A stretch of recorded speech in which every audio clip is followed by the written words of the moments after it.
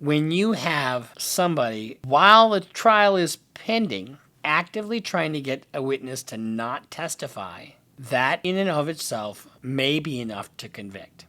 Bruce Rivers, he's the criminal lawyer. Who is he? Bruce Rivers, he's the criminal lawyer. And who is he? Bruce Rivers, he's the criminal lawyer. And what he do? And it's gonna react to all the self-snitching.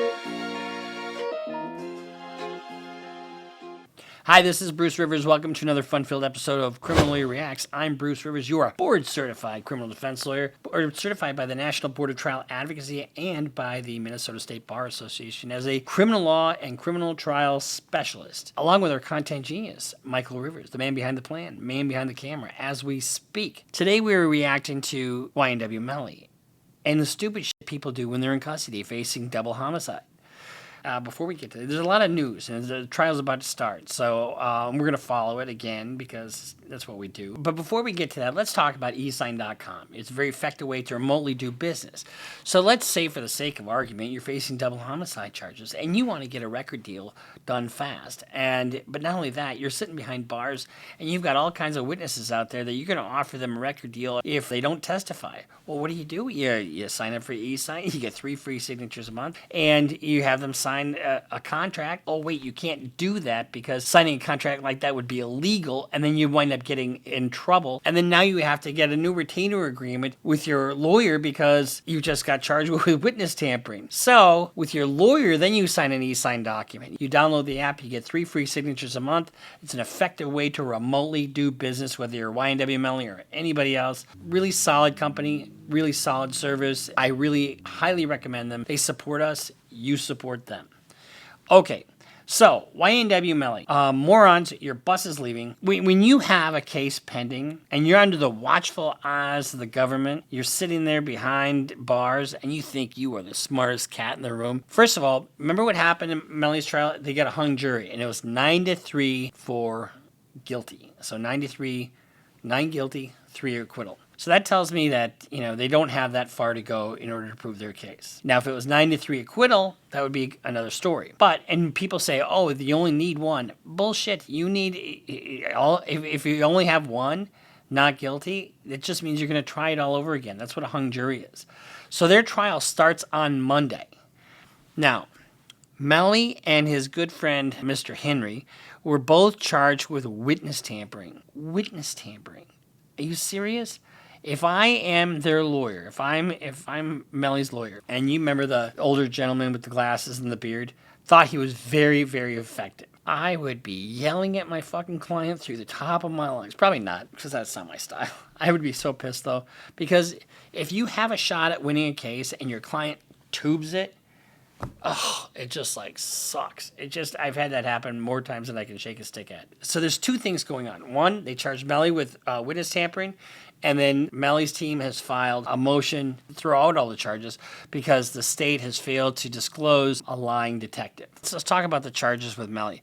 Prosecutors charged Melly this week and Mr. Henry with making sure a key witness didn't testify at his first trial, which ended in July with a hung jury. So let's look at the charging document. So this is what the charging document says. And this is just so infuriating when you're trying a case. Because if you had a chance, this really fucks it up. And I'll tell you why in a minute. On or about April 10th, 2023, continuing through and including July 22nd, that's just in through the trial, Jamel Demons, along with others, did then end their unlawfully and unknowingly engage in misleading conduct towards another person with the intent to cause or induce blank, to withhold testimony or withhold a record document or other subject, or to cause or induce blank, the person's name, to evade legal process, summoning that person to appear as a witness or produce a record document or other object in an official proceeding, or to cause or induce blank, whoever that happens to be absent from official proceeding to which the person has been summoned by a legal process. In other words,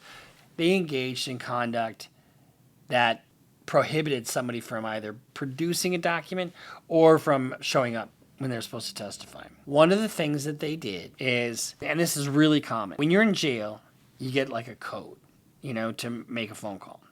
And you have to put your code in, and then it usually says your name, and you have a call from the Broward County Jail and then, your recorded name, and then please press 1 or whatever the number, so you know who's calling. Well, apparently, according to the reports and to these charges, what Melly was doing was using other people to contact other gang members to intimidate witnesses and get them to not show up. Why?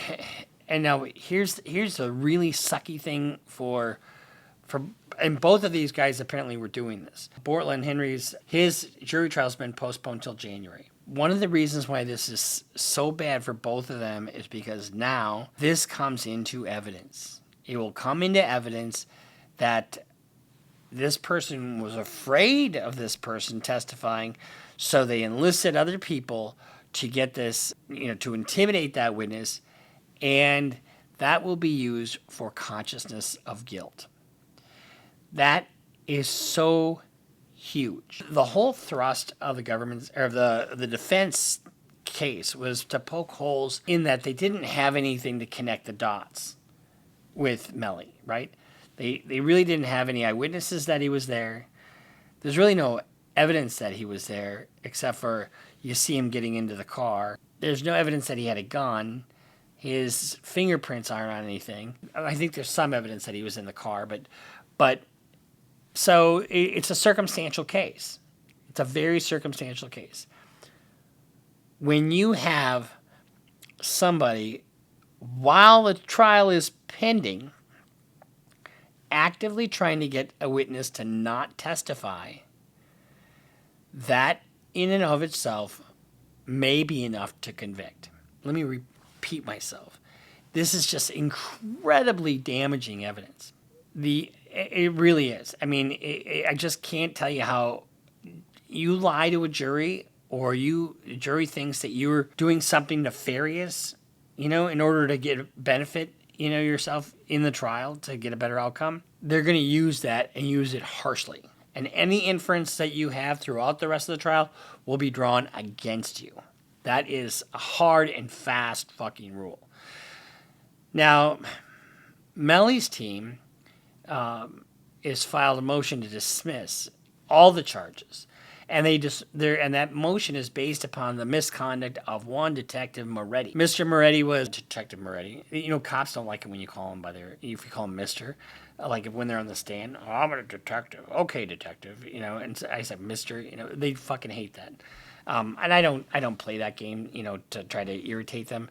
It's easy to irritate them anyway. Apparently what Moretti did, the allegation is that they were serving a warrant on Miss King, Melly's mother, because they wanted her cell phone. And there was a dust-up about the cell phone, and because she came in and he served her with the warrant, but nobody was around. So whenever you do something like that, you need to have a witness, something to show that it's not just you saying that I did this. In fact, whenever I don't interview witnesses myself. I always have a clerk or an investigator do it, because when we get to court, I can't be the witness in my own case.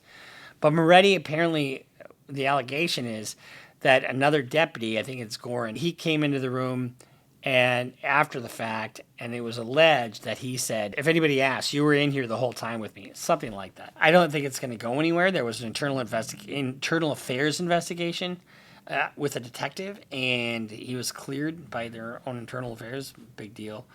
So what does this mean for Melly now? They're going to have a hearing on motion to dismiss, so we'll try to cover that. And then he's going to go, and that'll get denied. 100% that's going to get denied. Then on Monday, they start jury selection all over again. So you just start as though it never happened. And so I don't remember how long. It didn't take that long to get a jury, I don't think. But it'll take at least a week or two, maybe 3 to get a jury. I mean, try to find somebody that hasn't heard about this case in Broward County. I mean, it was huge news.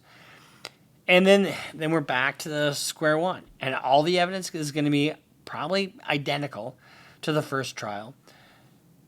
The good thing for the defense is they'll have transcripts, and they should have a full trial transcript. So if anybody said anything, and they can impeach them with provable facts, they've got a body of work to work off of. The other thing that the defense is going to have to do is they're going to have to rebut these witness tampering charges.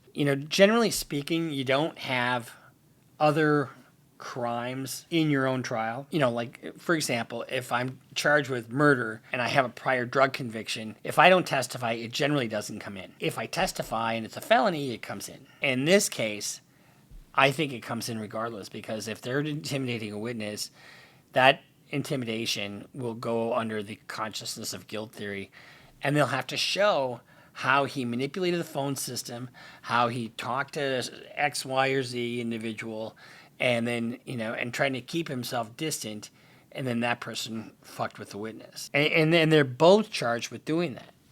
So it'll be really interesting to see how that part of the trial plays out. Certainly there's going to be a motion for the defense to keep it out, but I think that's going to fail too. So just to give you an idea what the prosecutors are saying, prosecutors said in documents released Wednesday that Melly is with the Blood Street Gang. They said he used phone calls made by other jail inmates at his request and letters passed between them to get messages to Blood members on the streets. Those members successfully made sure that a key witness didn't testify in his first case. That is huge. That is just absolutely huge. Melly's lawyer, James Benjamin, who I really like, said that the charges are clearly retaliation after he and his law partner, Daniel Aronson, accused Broward County State Attorney Harold Pryor and his underlings of a cover-up. And it has to do with him asking another officer to lie. Officer gave a statement saying nobody ever asked him to lie. So it's really not going to go anywhere.